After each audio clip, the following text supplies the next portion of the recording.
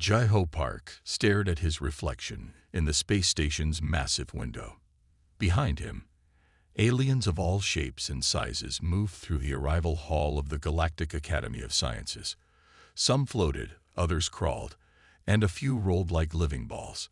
He touched the small metal device on his chest, a gravity dampener that kept his strength in check. Earth gravity is 5 times stronger than standard, his father had explained before he left. You're built for it. They're not.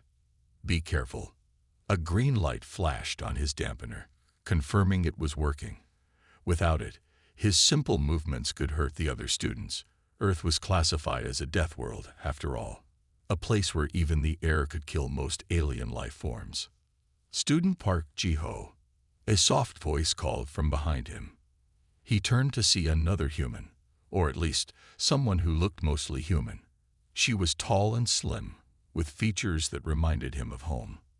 "I'm Hae-Nul Kim, your assigned mentor," she said with a smile. "I'm from the Mars colonies, second-year student here." Jai-Ho noticed how smoothly she moved in the station's lighter gravity. She didn't need a dampener like he did. 2 generations of living on Mars had changed her family's bodies. "Nice to meet you," Jai-Ho said, bowing slightly. He was careful not to bow too deep, even that could throw off his balance with the dampener active. "Let me show you around," Hae-Nul said. "There's a lot to learn, and yes, most of it is about not accidentally breaking things." They walked through corridors filled with amazing sights. Walls changed colors to match the comfort needs of passing students. Air composition shifted in different sections to help various species breathe comfortably.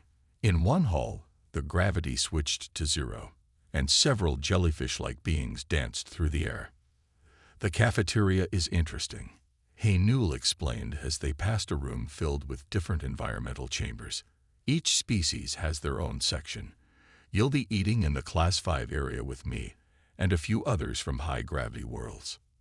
Jai-Ho watched a group of crystal-shaped beings absorb light for their lunch. Next to them, a student that looked like a giant caterpillar carefully ate leaves from a floating plant. "How many other humans are here?" Jai-Ho asked. "From Earth? Just you," Hae-Nul replied. "You're the first one. There are about 20 of us from Mars and Venus colonies, but we're different. Our bones are lighter, muscles weaker. You're the first true Deathworlder." They reached Jai-Ho's room. It was reinforced to handle Earth normal gravity, with stronger furniture and thicker walls. A small garden of earth plants sat in one corner, helping to make the air feel more like home. "Classes start tomorrow," Hae-Nul said. "We'll begin with xenobiology. Try not to worry too much. Professor Minji Kang is very understanding about species differences." After Hae-Nul left, Jai-Ho sat on his bed, feeling its sturdy frame support his earthborn weight. Through his window, he could see the stars and the curve of a nearby gas giant. Its swirling purple clouds reminded him how far he was from the blue marble he called home. He picked up his tablet and opened the student handbook. The first page showed the Academy's motto in multiple languages: "Knowledge bridges all worlds." Below it was a note about his special status. "First Earth human student. Class 5 Death World origin. Handle with care." Jai-Ho smiled. He would show them that being from a death world didn't make him dangerous. It just made him strong enough to protect others. Tomorrow would be his first chance to prove it. Jai-Ho's first week at the Galactic Academy had gone better than expected. Today's xenobiology practical session seemed simple enough. Observe a contained Vorpal beast and record its neural patterns. The creature floated in its energy containment field, its snake-like body glowing with patches of blue bioluminescence. Professor Minji Kang stood at the front of the class, her voice clear and steady. "The Vorpal beast produces neural disruption waves. Your protective helmets will shield you from its effects. Please keep them on at all times." Jai-Ho adjusted his helmet and looked at his notes. The creature was beautiful but deadly. It used its neural attacks to hunt, scrambling its prey's thoughts until they couldn't run away. Next to him, his lab partner Dae-Young Lee carefully adjusted their scanning equipment. Interesting, Dae-young whispered. The readings show it's more active than usual today. Before Jae-ho could respond, a sharp crack echoed through the laboratory. The containment field flickered, its blue glow turning orange. Warning lights flashed across the room's ceiling. Containment breach, Professor Kang shouted. Everyone evacuate immediately. Students rushed toward the exits. Some floated, others slithered, all moving as fast as their various forms allowed. Jae-ho turned to leave but stopped when he saw the Vorpal beast's movement pattern. It wasn't swooning randomly around the room. It was heading straight for the wall that connected to the Academy's power core. It's going for the power systems, Jae-ho said, his Earth-trained eyes tracking the creature's swift movements. Dae-young looked back from the doorway. How can you tell? Its bioluminescence changes when it has a target, Jae-ho explained, remembering his textbook readings. And it's moving with purpose. The Vorpal beast slammed against the wall, its neural waves making the metal vibrate. Jae-ho's dampener sparked as the waves passed through him. Being from Earth had advantages. His nervous system was built to resist all kinds of threats. Everyone out, Professor Kang ordered again. If it reaches the power core, the whole station could lose gravity control, Jae-ho said. He made a quick decision and reached for his gravity dampener. What are you doing? Dae-young asked, her eyes wide. Being from a death world means I'm resistant to neural attacks, Jae-ho explained as he adjusted the dampener settings.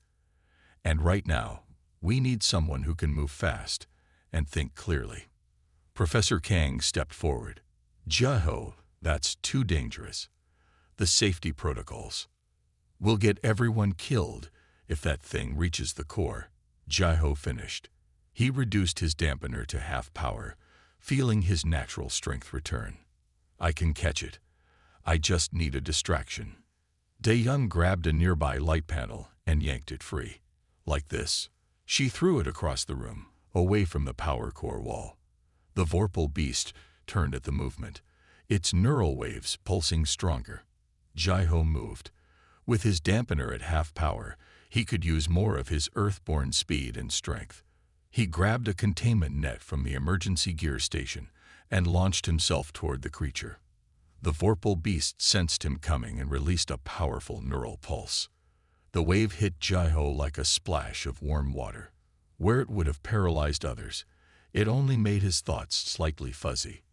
He pushed through it, his Deathworld instincts taking over. The net flew true, wrapping around the creature's glowing form. Secondary containment field. Now, Professor Kang activated the backup systems. A new energy field surrounded both Jae-ho and the netted Vorpal beast, ensuring it couldn't escape again. As the emergency response team arrived, Jae-ho noticed the looks on everyone's faces. They weren't seeing him as just the dangerous Deathworlder anymore. Today, being dangerous had meant being able to protect others. That was either very brave or very foolish, Professor Kang said, but there was respect in her voice. Perhaps being from Earth gives you more than just physical advantages. Jae-ho nodded, still holding the net steady. On Earth, we learn early that strength isn't just for fighting. It's for helping those who need it. The day after the Vorpal beast incident, Jae-ho sat in the Academy's security office. The metal chair creaked under his Earth-normal weight. Dae-young sat next to him, floating slightly in her seat due to her space-adapted body. Security Chief Ta-won Choi studied them from across his desk. You two took a serious risk, he said, but you also prevented a disaster. Tell me again what you noticed about the creature's behavior. It moved with purpose, Jae-ho explained, like it knew where it was going. Dae-young nodded. The neural patterns were unusual too, much more active than our study materials showed. I've been reviewing the data from our scanners. Chief Choi leaned forward. And what did you find? The Vorpal beast had been agitated before the containment field failed, Dae-young said. She pulled up a holographic display from her tablet. See these energy spikes? Something was affecting it before the breach. Jae-ho watched the patterns dance in the air, his Earth-trained eyes, used to spotting predator movements, caught something. "Those waves look artificial," he said. "Too regular to be natural." Chief Choi dismissed them with a warning to be more careful. As they walked through the station's corridors, Dae-young turned to Jae-ho. "Want to investigate further? I know all the maintenance tunnels in this section. Being spaceborne has its advantages." Jae-ho smiled. "Lead the way." Dae-young took him to a service entrance hidden behind a panel. Her slim frame, evolved for space living, easily slipped through the narrow opening. Jae-ho had to move more carefully, mindful of his stronger build. "These tunnels connect everything," Dae-young explained as they crawled through the space. "My grandmother helped build this section of the station. She taught me all the shortcuts." They reached a junction where several tunnels met. Dae-young pointed to some marks on the wall. "These are maintenance worker codes. This one means power flow. The xenobiology lab's power lines run through here." Jae-ho examined the area. His enhanced vision caught something odd. "Look at this panel," he said. "The screws are newer than the others. Someone opened this recently." Dae-young floated closer. Inside the panel, they found a small device attached to the power lines. Its lights pulsed in a pattern that looked familiar. "That's the same frequency as the waves that agitated the Vorpal beast," Dae-young said. She took out her scanner. This device was designed to affect the containment field too. The beast's escape wasn't an accident. A noise echoed through the tunnel. Someone was coming. Jae-ho quickly closed the panel while Dae-young recorded its location. They retreated through a different tunnel, using Dae-young's knowledge of the maintenance system to avoid detection. Back in the safety of the main corridor, they caught their breath. "We make a good team," Dae-young said. "Your Deathworld instincts and my spaceborne skills." "We need to tell someone about this," Jae-ho said. "But who can we trust?" Dae-young thought for a moment. "Professor Kang. She's always been fair about species differences, and she has access to the lab's security logs." Jae-ho nodded. The mystery was getting deeper, but at least he wasn't facing it alone. His Earthborn strength and Dae-young's space-adapted abilities complemented each other perfectly. Together, they might have a chance at uncovering the truth. "Tomorrow," he said. "We'll talk to her tomorrow. For now, let's document everything we found. Someone tried to cause serious damage to the station, and we need to find out why." Dae-young agreed. As they walked to the library to compile their evidence, Jae-ho realized something important. In space, survival didn't depend on strength alone. It depended on different species working together, each contributing their unique abilities to solve problems. Maybe that was the most valuable lesson he'd learned at the Academy so far. Professor Minji Kang stood before the Academy board, her voice firm and clear. The incident with the Vorpal beast proved something important. Jae-ho Park's presence here is not a liability. It is an asset. The board members shifted in their various environmental suits. Assistant Director Yoon sat forward, his expression stern. "A Deathworlder used unauthorized physical force within Academy grounds. This is exactly what we feared." "He saved lives," Professor Kang responded. "The power core could have failed if the creature had reached it. Jae-ho's natural abilities prevented that disaster." Outside the boardroom, Jae-ho waited on a reinforced bench. He could hear parts of the discussion through the door. Next to him, Dae-young reviewed their evidence about the device they had found. "The neural pattern data is clear," she whispered. "Someone wanted that creature to escape, but they won't listen to us until this meeting ends." The door opened, and Professor Kang emerged. Her face showed both frustration and determination. "They want to speak with you, Jae-ho," she said. "Remember, you have every right to be here." Jae-ho entered the boardroom. 5 members sat at the curved table, each from a different species. Assistant Director Yoon spoke first. "Mr. Park, your actions, while effective, have raised concerns." "I understand, sir," Jae-ho replied. "But I followed my training. On Earth, we learn to protect others with our strength, not harm them." "Yet you disabled your gravity dampener," another board member noted. "This device is required for all high-gravity species. I reduced it to half power, Jaiho explained, just enough to move quickly while maintaining control. I knew the Vorpal beast's mural attacks wouldn't affect me as much as others. The meeting continued for an hour. Jaiho answered their questions calmly, even when they asked about Earth's violent history and dangerous wildlife. He explained how these challenges had taught humans to be careful with their strength. After the board dismissed him, Jaiho went to the cafeteria. The special Class 5 section felt emptier than usual. Some students from lighter gravity worlds had moved away from his table.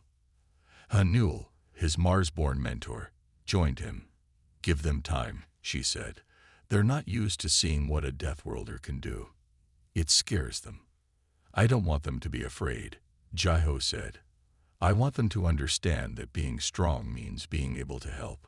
Dae-young arrived with her food tray, sitting down firmly despite her lighter frame. "Then we'll make them understand. But first, we need to show Professor Kang what we found in the maintenance tunnel." Professor Kang had already suffered criticism for supporting Jaiho's admission to the academy. Taking her more evidence about the incident might cause her more problems. But they needed an ally among the faculty. "We'll go to her office after classes," Jaiho decided. "The truth about the Vorpal beast is more important than what people think about me."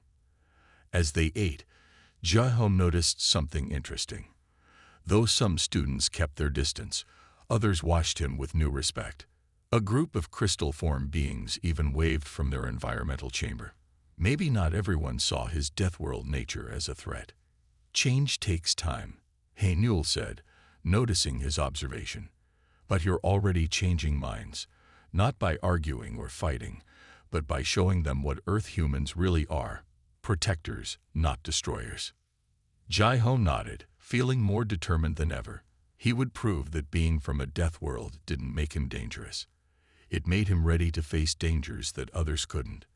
Ready to protect those who needed protection. Security Chief Ta Wen-choi's office was filled with screens showing different parts of the academy. He studied the device Jaiho and Dae-young had found in the maintenance tunnel. The small metal box sat on his desk, its lights now dark. "This should not have been there," Chief Choi said. He looked tired after hours of reviewing security footage. "Someone with access to our systems planted it." Professor Kang examined the device through a scanner. "The neural pattern matches what we recorded during the incident. This was definitely used to agitate the Vorpal beast." Jaiho and Dae-young shared a look. They had been right about the escape being planned. Chief Choi turned to them with a serious expression. "I need to know exactly how you found this," he said. "Every detail matters." Dae-young explained about the maintenance tunnels, while Jaiho described the signs they had noticed. When they finished, Chief Choi nodded slowly. "You two make an interesting team," he said.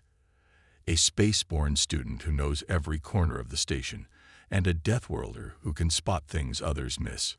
Professor Kang stepped forward. "We need to be careful with this investigation. Someone powerful enough to access restricted areas is involved." "I've already found gaps in our security recordings," Chief Choi said. He showed them a screen where the footage jumped slightly. "Professional work. They knew our systems." Jaiho studied the screen. His Earth-trained eyes caught something in the corner of the frame. "There," he pointed. "That shadow moves wrong. Someone's wearing a light-bending suit." Dae-young floated closer to the screen. "The maintenance workers use those suits for repairs near the solar panels. But this is nowhere near the solar section." Chief Choi rewound the footage. Frame by frame, they watched the shadow move through the corridor. It passed through the security checks without stopping. "They had high-level access," Professor Kang said. "This goes deeper than we thought." A message flashed on Chief Choi's main screen. More security footage had been found, this time from the xenobiology lab before the incident. They watched as a figure in environmental gear checked the Vorpal beast's containment field. "That's not normal maintenance," Dae-young said. "The field was checked that morning by our regular team." Jaiho noticed something about the figure's movements. They're walking like they're used to higher gravity. "See how firmly they step." Chief Choi enhanced the image. The figure's environmental suit had markings from the Advanced Sciences Division. Only board members and senior faculty have access to those suits, he said. Professor Kang's face showed concern. Someone is trying to prove a point. About mixing students from different environmental classes. About having a Deathworlder in the academy, Jai-Ho added quietly. Dae-young put her hand on Jai-Ho's shoulder. Then we'll prove them wrong. Show them that our differences make us stronger together. Chief Choi stood up. Keep investigating, but be careful. Report anything unusual directly to me or Professor Kang. And watch each other's backs. As they left the office, Jai-Ho felt the weight of what they had discovered. Someone wanted to prove that different species couldn't safely learn together. That Earth humans were too dangerous to be among others. We'll find them, Dae-young said, reading his expression. Earth strength and space wisdom together. They won't expect that. Jai-Ho nodded.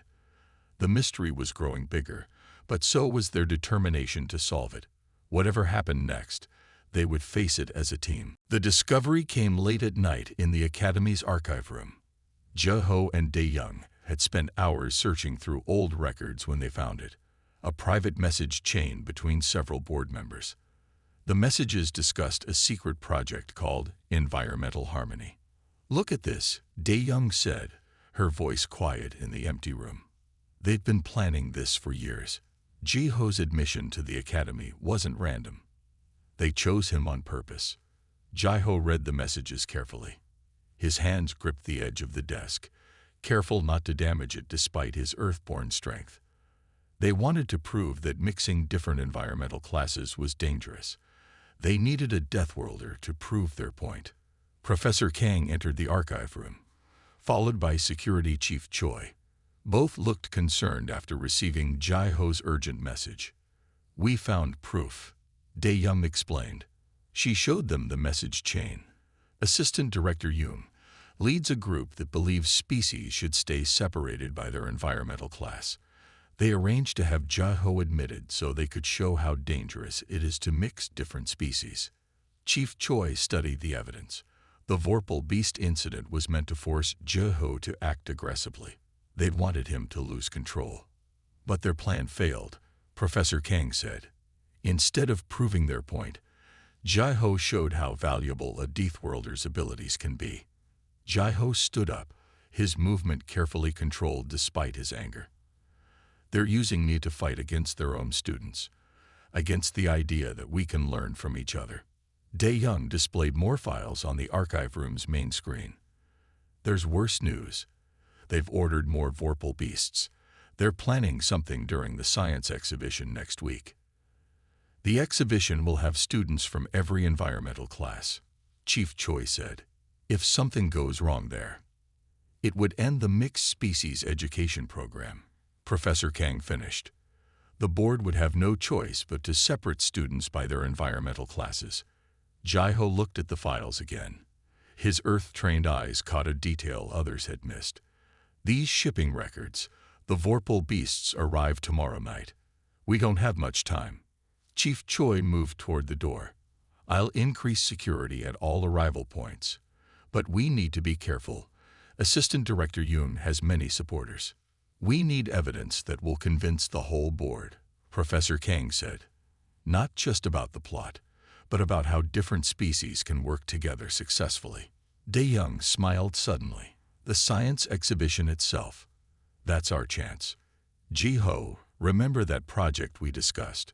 About how different environmental adaptations can complement each other. Jai-Ho nodded slowly, understanding her idea.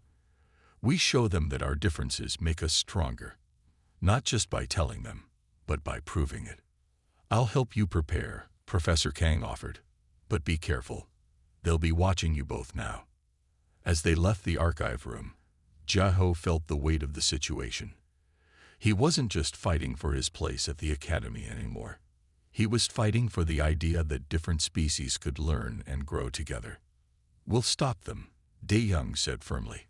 Earth strength, space wisdom, and science.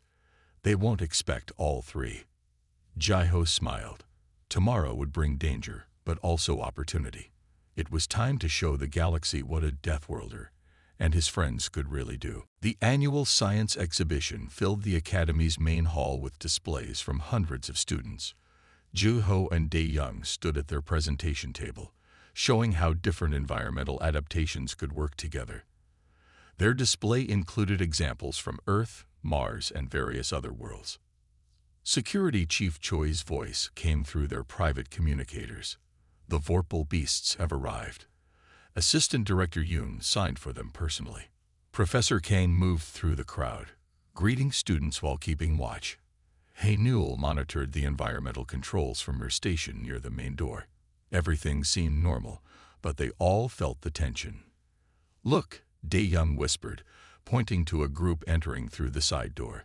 They wore maintenance uniforms, but their movements were too stiff, too formal. Ji-ho watched them carefully. Those aren't regular maintenance workers. They're walking like board members. Suddenly, the lights flickered. The environmental controls shifted, creating patches of different gravities throughout the hall. Students began to float or sink unexpectedly. "It's starting," Ji-ho said. He reached for his gravity dampener, ready to adjust it if needed. The maintenance group split up, moving to different corners of the hall. Each carried a large container. Ji-ho's enhanced vision caught the faint glow coming from inside them. "The Vorpal beasts," Dae-young said.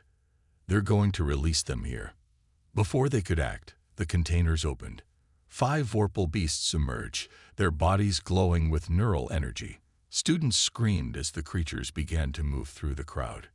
"Everyone stay calm," Professor Kang called out. "Move to your designated environmental safety zones."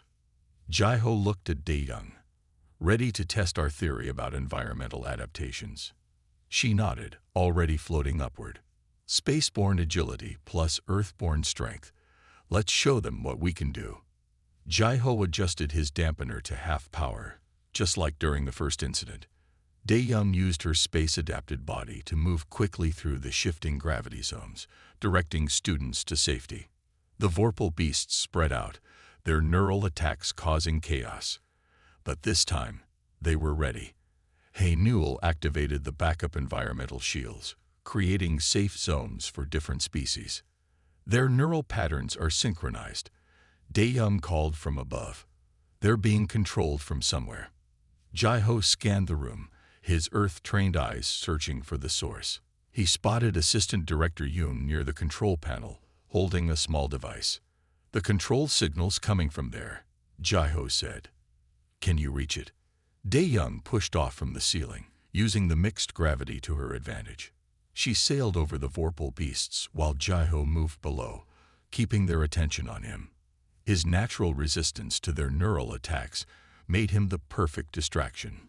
Chief Choi and his security team entered the hall, carrying containment nets. They worked with students from different environmental classes, each using their unique abilities to help. Ji-ho reached Assistant Director Yoon just as Dae-young dropped down from above. Together, they grabbed the control device. The Vorpal beasts immediately became less coordinated, their attacks weakening. "This ends now," Chief Choi said, placing Assistant Director Yoon under arrest. The security team quickly contained the Vorpal beasts, working with students from every environmental class to secure the creatures safely. As the chaos settled, Ji-ho looked around the hall. Despite the danger, no one had been seriously hurt. More importantly, students from different environmental classes had worked together, protecting each other and helping contain the threat. "They wanted to prove we couldn't coexist," Dae-young said, floating next to Ji-ho. "Instead, they proved how much stronger we are together." 1 month after the science exhibition incident, the Galactic Academy of Sciences looked different. The main hall now displayed a new motto: "Different worlds, shared knowledge." Below it hung pictures showing students from all environmental classes working together during the crisis. Ji-ho stood before the Academy board again, but this time the atmosphere was different. Assistant Director Yoon's empty seat reminded everyone of how much had changed. Professor Kang smiled encouragingly from her new position as acting director. "Mr. Park," the senior board member said, "your actions during both Vorpal beast incidents have led us to reconsider our policies. We would like you to help develop our new adaptive learning program." "Thank you," Jaiho replied. "But I didn't do it alone. Every student who helped that day proved that our differences make us stronger." Dae-young floated nearby, now wearing the badge of a student representative. "We've already received applications from 3 more Earth humans," she said, "and dozens more from other high-gravity worlds." The board had made many changes. Each environmental class now had equal representation in student government. The maintenance tunnels had proper maps, and security systems were upgraded to prevent future threats. Later that day, Jaiho taught his first mixed environment training class. Students from every gravity level attended, eager to learn how different species could work together. Hae-Newell helped demonstrate how Mars-adapted humans could bridge the gap between Earth-born strength and space-born agility. "Being different isn't a weakness," Jaiho explained to his class. "My Earth strength might seem dangerous, but it lets me protect others. Dae-young's space-born abilities might seem fragile, but they let her reach places others can't." In the academy cafeteria, the environmental barriers between sections had been replaced with adjustable shields. Students could now eat together while staying in their comfortable gravity levels. Crystal beings shared their light with photosynthetic species, while high-gravity worlders helped handle heavy equipment for their lighter friends. Professor Kang joined Jaiho and Dae-young at their table. "The Academy Board has approved funding for more adaptive technology," she said. "Soon, students from any environment will be able to attend any class safely." "What about the old separation policy supporters?" Jaiho asked. "Most have changed their minds after seeing how well everyone worked together," Professor Kang replied. "Those who haven't are at least willing to give our new approach a chance." Security Chief Choi passed by their table, nodding in approval. Under his guidance, the Academy now had mixed species security teams, using each member's natural abilities to keep everyone safe. "Next semester will be interesting," Dae-young said. "With more Deathworlders coming, we'll need to show them what we learned." Jaiho looked around the cafeteria. A year ago, he had been the only Earth human here, worried about fitting in. Now, he saw students from every kind of world working and learning together. His presence hadn't endangered the Academy, it had helped make it stronger.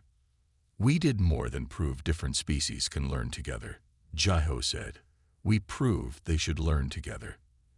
Every world has something to teach, and everyone has something to learn." As new students from Earth and other high-gravity worlds arrived at the Academy, they found a place ready to welcome them. The signs no longer said, "Handle with care," next to Deathworlder names. Instead, they read, "Valued member of our community." The Galactic Academy of Sciences had changed forever, becoming a true example of how the galaxy's many species could live and learn as one. And it all started with a Vorpal beast, a Deathworlder, and the friends who helped prove that differences could unite rather than divide.